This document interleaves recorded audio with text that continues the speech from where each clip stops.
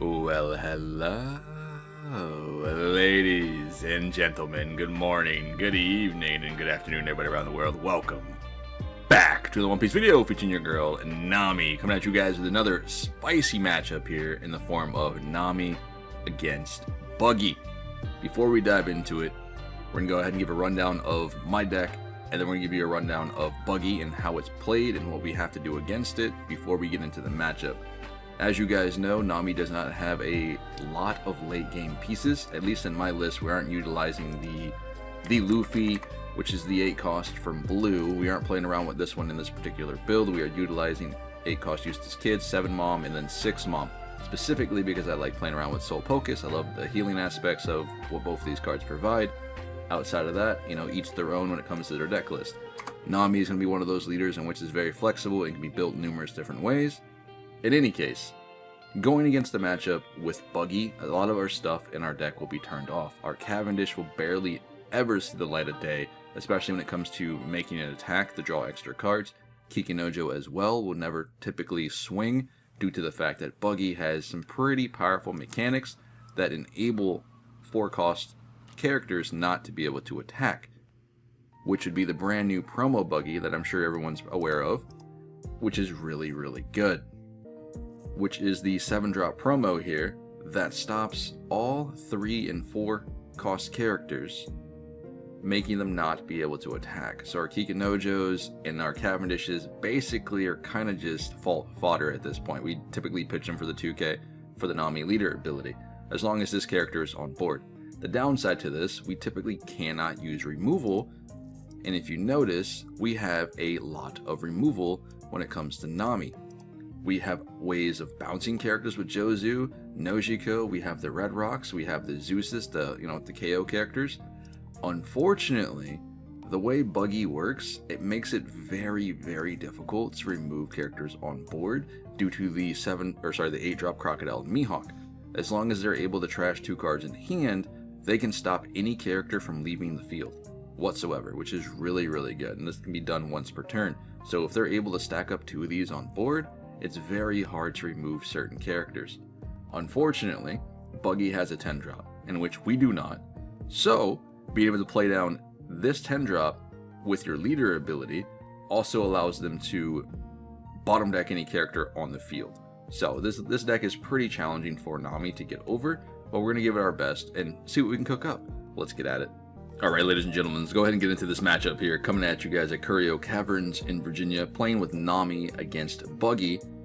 Unfortunately, we do make a misplay in this game, and I'm going to let you guys point it out down in the comments below. I'm going to go ahead and put a comment there, of course, obviously talking about it, but I'm going to let you guys go ahead and guess what it's going to be.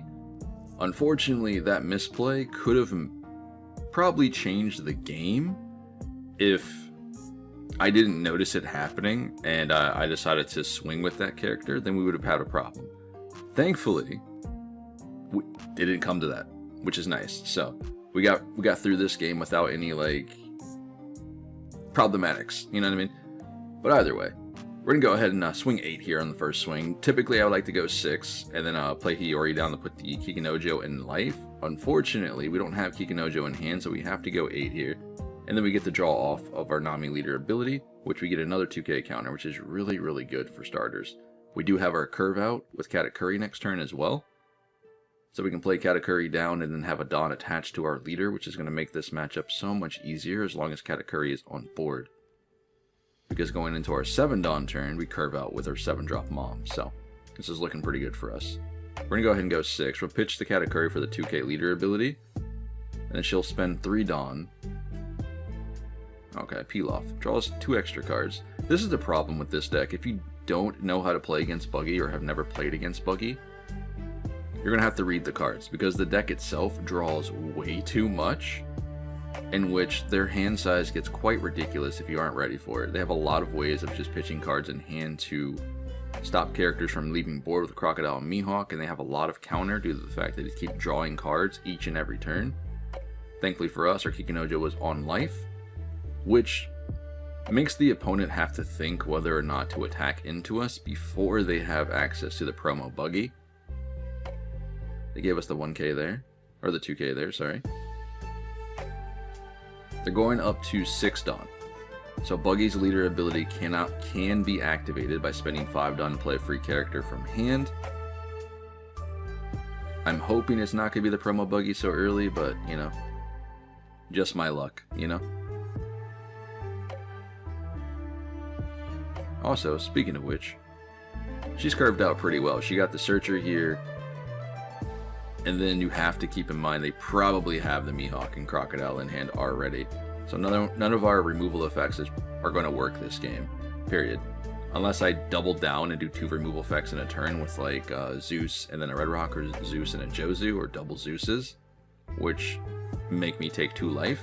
It's going to be a little bit challenging. So she spends 5 Dawn for leader ability. So now she's got a pitch, and then she plays a character down from her hand for free, basically, which can be any cost, which is kind of nice. So there's the peel off. She pitches peel off to play it on the Crocodile, and then Crocodile's ability draws 2.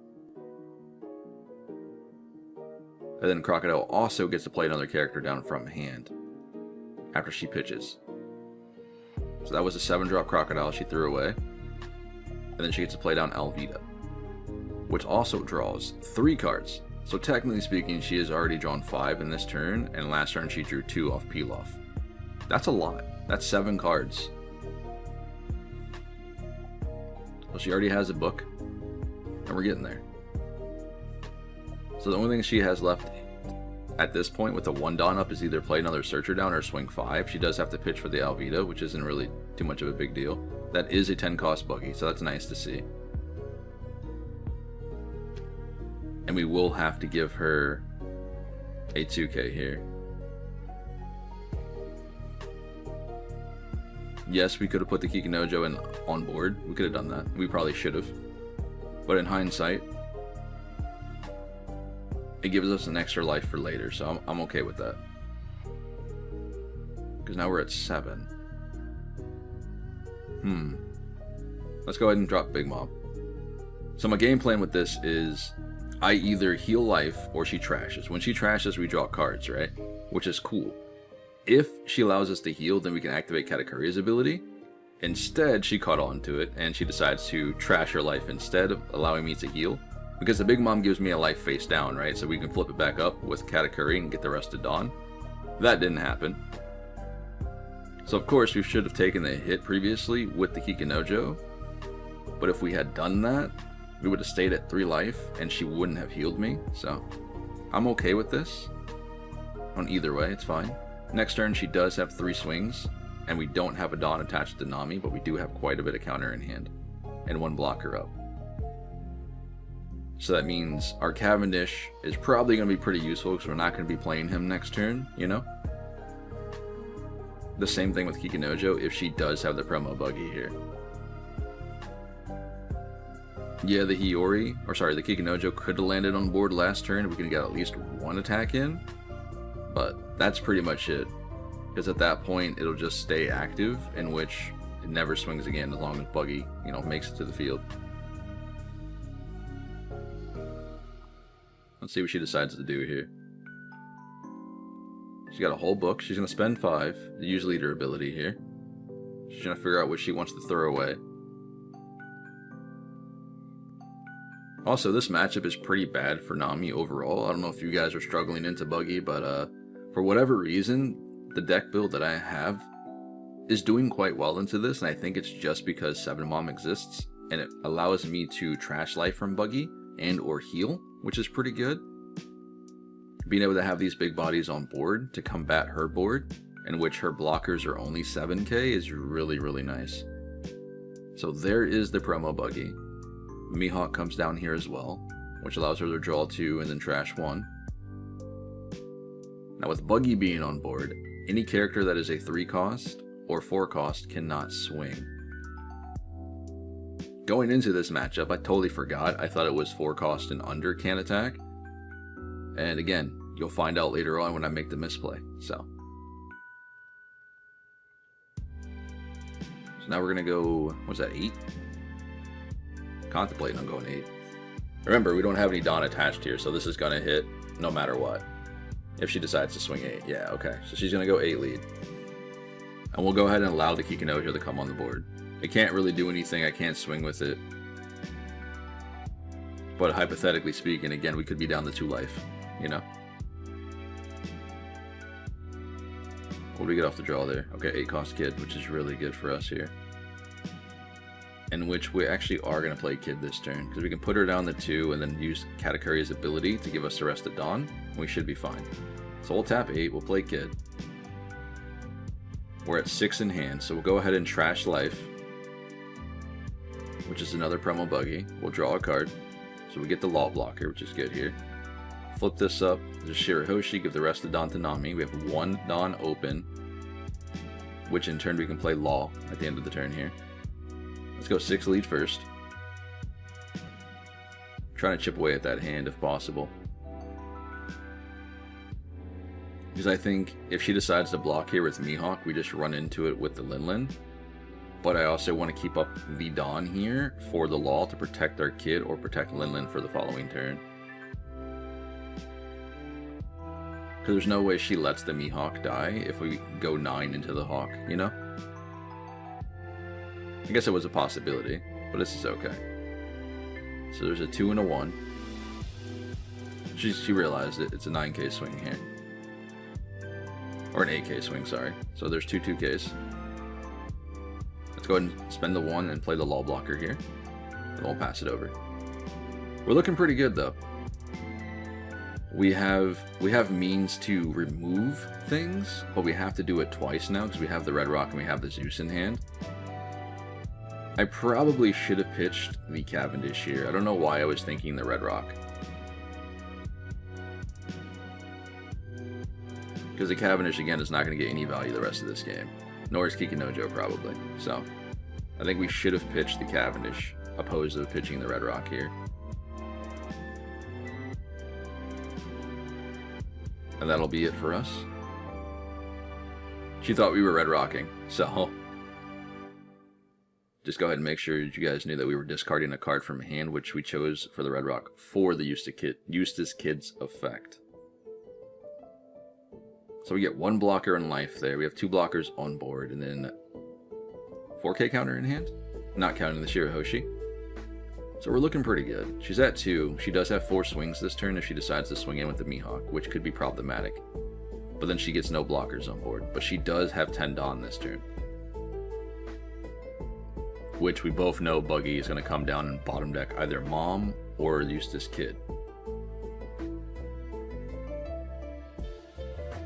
It's just a matter of time. Alright, so we're going to go ahead and do Buggy's leader effect here. She's got to pitch a card first, which is the Alvita 1k. She replaces the Galdino on board for the 10-drop Buggy. And then she decides to bottom deck the Mom here. Which... I'd assume the Eustace Kid would have been probably the better play instead of the 8-cost Mom. Or 7-cost Mom. I'm not sure why she decided to get rid of the Mom instead of the Kid.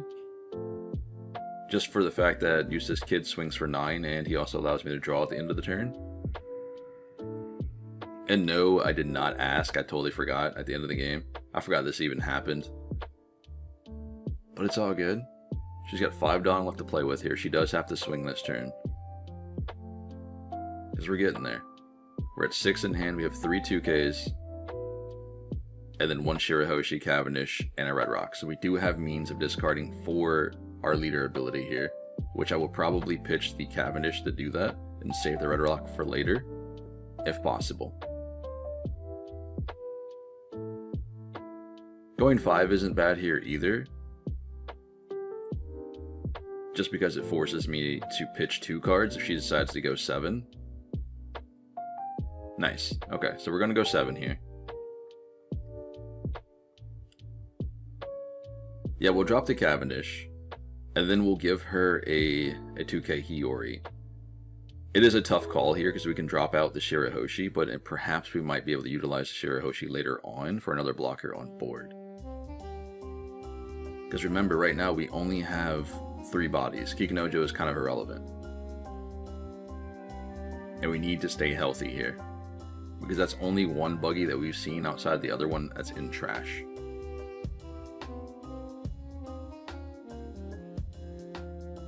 So definitely she's going to swing here with Alvita.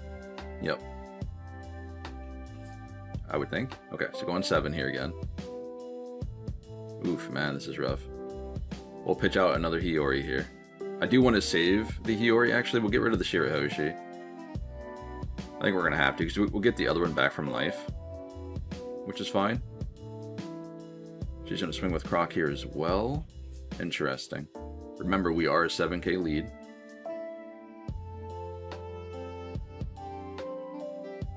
I'll pitch from hand here too, instead of blocking out with Law. Yeah, we lose cards, but at least we get to keep the blockage for later. What do we get here? Okay. Red Rock, or sorry, Pudding. Which is not the greatest. We're going to try something very, very silly here. We're going to play down Zeus. We're going to take this back to hand. We're going to pop the Alvida. She's got 3 cards in hand right now, so off of Nami's ability we draw, we get a Kid. And in which she has to discard cards in hand to keep the Alvida on board. If she decides to pitch to protect it, then we can Red Rock the 7-drop Buggy. But of course, that didn't happen. If it did, we Red Rock the Buggy and then Kikinojo can swing. That way we have 4 attacks this turn, if we wanted to swing in with the Katakuri as well. Instead, we have to change game plans, which the only other option that we have is dropping another Eustace Kid on board and then popping life. Which isn't a bad idea. So we're going to do that. This enables me to draw 2 at the end of my turn, and then just, cycle out. And we still get to keep 2 blockers on board, which is good. And if you notice, this is the misplay that I mentioned previously. We have 6 characters on board instead of 5. Neither one of us noticed this when this happened. Thankfully, it didn't matter due to the fact that we didn't do anything with the other character that should have went to the trash. And I think in this situation, we should have dropped the Kikinojo. And that's entirely my fault. Because like I said before we went into this game, I was under the impression that the 7-drop promo Buggy stopped all characters under the cost of 4 from swinging. So, we could have swung with the Nami Zeus, which does come up later into this game. So in this turn, we should have dropped the Kikinojo in trash to replace it for the Eustace Kid, in which we did not do that. But we'll see. Because right now she still has to figure out what she can do here for these attacks. Because we still have this the 6k power going in from Nami, then we have to swing in with the Eustace Kid.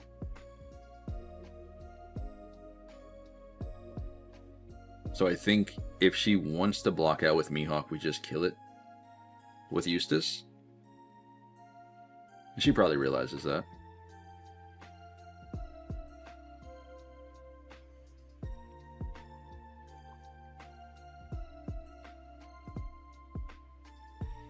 So she is going to guard out. And instead of running into Mihawk here, like the blocker Mihawk, we're going to go in for the other one. Because it is a bigger swing. Which I'm okay with. Or a bigger threat, sorry. And still, we have the Red Rock in hand to deal with the 10-cost Buggy if it comes down to it. Once we remove this Crocodile Mihawk from play. Nice. Okay, boys, we're looking good. Now, at the end of the turn, we draw 2 off Kid's effect. We have to activate 1 at a time. Not bad. We'll get rid of the Red Rock here. Get a Soul Focus, actually. I'll pitch the Soul Focus here. I have to think, like, long-term, keeping the Red Rock means less counter in hand with only 2 life, so she still has 3 attackers on board if she wants it. She wants to, right? We only have 2 blockers here. And who's to say she can't remove more going on the following turn with another 10-drop Buggy? So keeping that Red Rock could have been problematic for me. And she's tapping 7, and it's happening.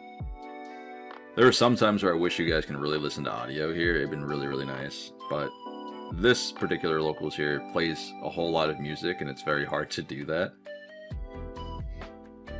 Because this game was pretty wild, man. I did not expect the Gravity Blade at all. I didn't really think most Buggy decks don't really run it. They kind of tech it out with Sobbles, which it kind of does the same thing, right? But it only removes one, and it's a little bit more value, especially in like the Luffy matchups. But Gravity Blade, still doing the justice, and removing 2 blockers on board. Now we're trying to figure out if she can go the distance and win the turn, because she still has 3 bodies on board that can swing on me. So hypothetically, if we take all of these hits and then guard out the one in which we can guard, we'll be fine here. Again, Kikinojo is irrelevant. Remember, we should have pitched that earlier with the Eustace Kid. So, relax down there in the comments. You know, I called it out. It's fine. Alright, so we're at 7 now. And then we'll go ahead and give you another one, so make us 8. So we get out of that attack, no problem. Buggy, on the other hand, is going to clear a Eustace Kid off board, which leaves me with 2 attackers. Plus lead, sorry. So 3. Okay, so that's gone. Now we've got 2 attackers here. But like I mentioned, I went into this matchup, again, thinking that the 7-drop Buggy stopped all characters of 4 costs and under from swinging. So I had no idea that I could swing here with the 2-cost Nami. No idea. And I think on this turn, if I had realized that, we would have won the game. But instead, you wouldn't imagine what happens. Because we've got 2 in hand, right? We have Kikinojo and a Hiyori, which aren't getting me anywhere. If I spend 2 Dawn, and I play the Hiyori on board, we take the Jozu, which does nothing besides bounce back the Mihawk to hand here. So hopefully, we made the right decision by swinging here with 9, and she does take the hit. And this is where we could Dawn up on Nami, on both Namis here, and then swing in and go for game. But I didn't know Zeus couldn't swing, so that's my fault. So instead, we're just going to Dawn up our leader and then go face. And then she's forced to give us the blocker on board. Which is kind of okay, because then she only has 2 attacks for next turn. Go ahead and draw off the Eustace Kid. Cool. We'll pitch the Kikinojo. We'll pass it over.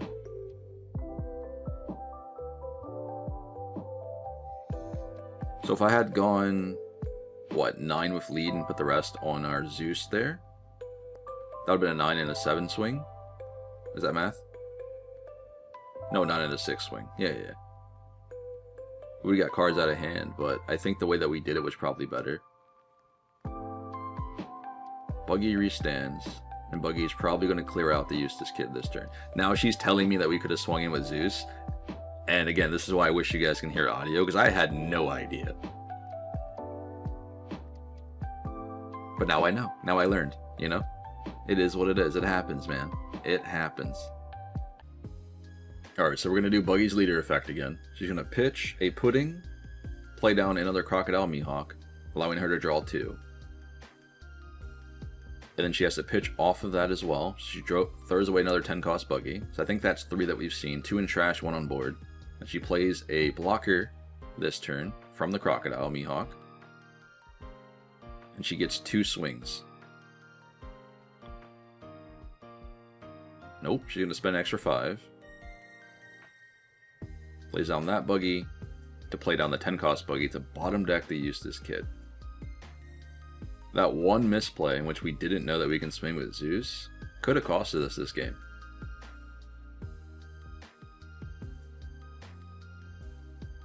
So now we go 5 to face. We'll take the hit. Because I think we're safe still for what we want to do. But we do have to guard out. We get a... Is that a Soul Focus? It is a Soul Focus. Unfortunate. 1 blocker on board. Okay.